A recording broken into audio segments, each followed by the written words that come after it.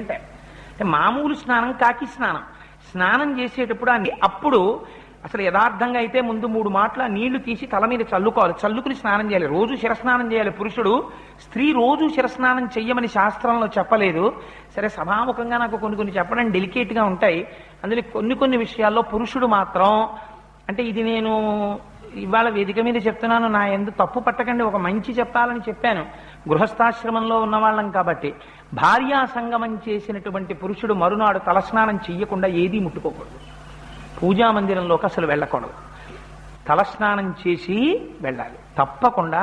తలస్నానం మాత్రం ఆ రోజున పడుతుందండి పడదండి కుదరకుండా వేడి నీళ్లు స్నానం చేసైనా కనీసం వెళ్ళాలి పూజా మందిరంలో, లేకుండా వెళ్ళడానికి వీలు లేదు. ఇది నేను ఒక పవిత్రమైన భావనతో జీవితాన్ని ఉద్ధరించుకోవడానికి మార్గంగా చెప్పాను, కానీ అది కోటేశ్వరరావు అనవసరంగా ప్రస్తావన చేశారేమో అన్న భావనతో అనుకోకండి. అదొక పవిత్ర భావనతో చెప్పాను.